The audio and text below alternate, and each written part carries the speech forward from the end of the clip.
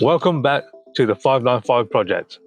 I want to say a big thanks to everyone that's been watching the videos and subscribing to the channel. Your support is very much appreciated.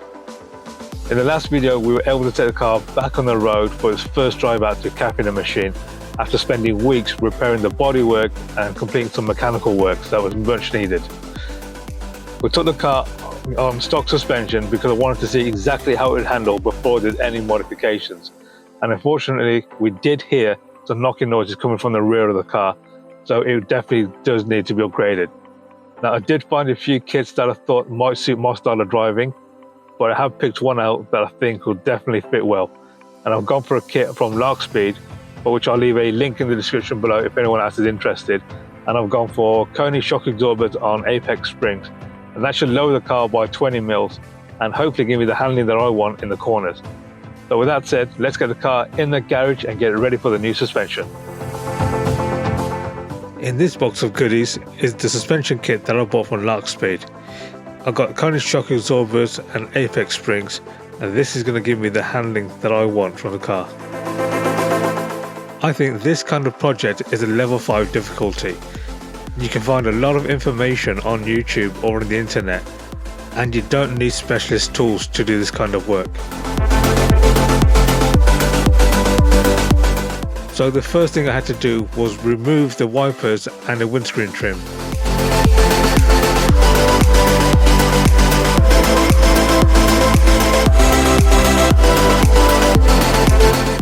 You whack an Allen key in there and a dog leg spanner on the actual nut to get that loosened.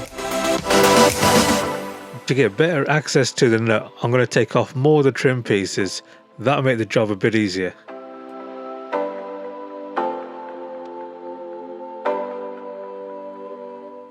Now I've got more access, I can get an Allen key on the top mount and use a dog leg spanner to break the nut loose. For leverage, I'm actually putting a bar over the Allen key. With both top mounts loose, I can now start taking off the suspension.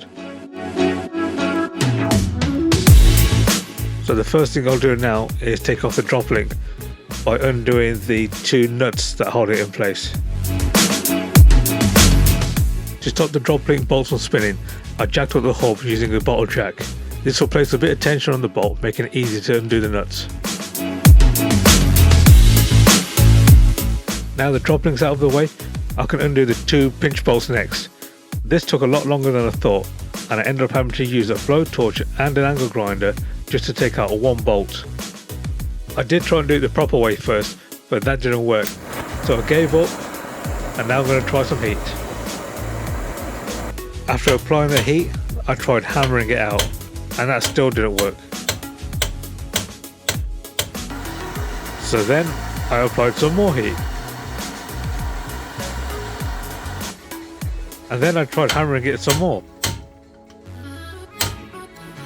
I even tried using vice grips, and that still didn't work. In the end, I had to use an angle grinder. That was my last option.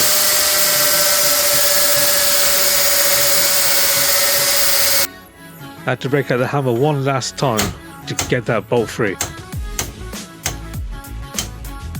I finally got this bolt out after 2 hours of trying. Now I can loosen that top mount and drop the suspension.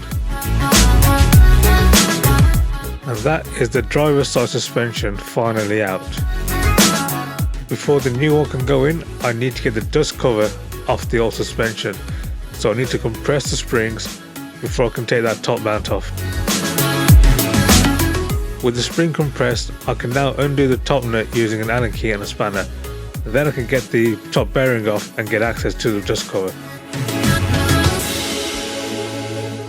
Now I've got the nut off, I can take the bearing off and get access to that dust cover. But first I'll take the spring compressors off and then I'll remove the dust cover. Before I take the cover off, I'll show you just how bad this shock absorber really is. It's definitely leaked, which is why you get no return. So now all I have to do is rebuild the new shock assembly in reverse order of taking the old one apart.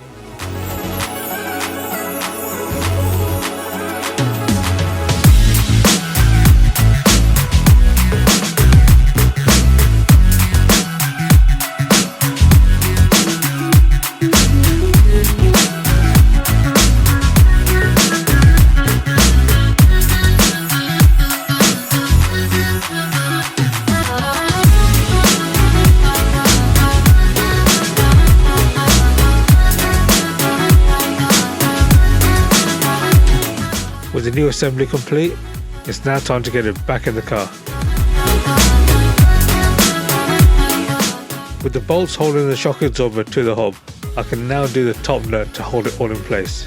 I'm applying some grease to the bolts just to make it easier to assemble everything. And then it's a case of just tightening everything back up.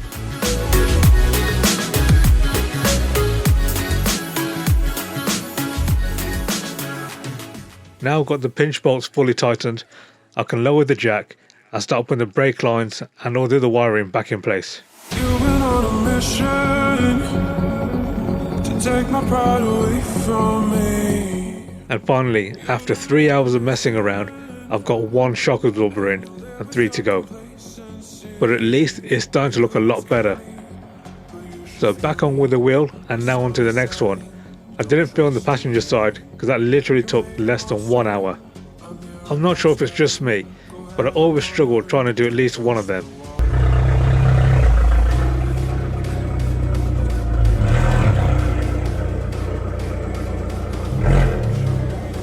And now I can move on to the rear suspension. I'm using a jacking beam to support the rear spring pockets while I undo the bolts.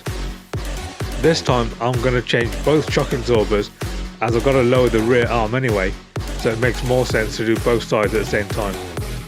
So I'm undoing the top fixing bolts first, then I can move the shocks out of the way. And then I'll just use a long screwdriver to lever down so I can pull the springs out of their pockets.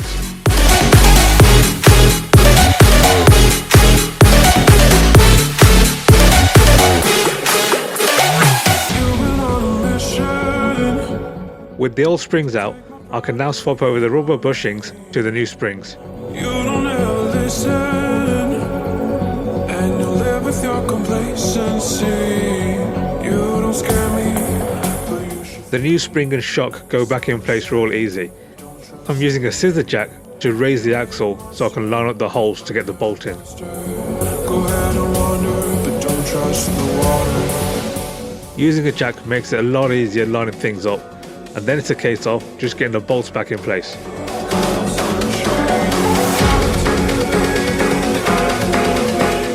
With all the bolts back in, I can now torque the bolts up. I torque the top bolts up while the car is on the jack, but then I torque the lower bolts while the car is on the ground. And that's the rear suspension done.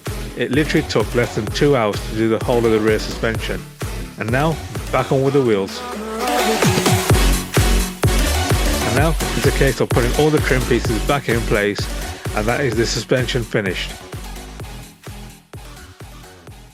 If you like this video and all the other videos on the channel, please do hit subscribe and hit the thumbs up, and I appreciate the support. And now the car's finally finished and it looks so much better. All I've got to do now is go for a drive.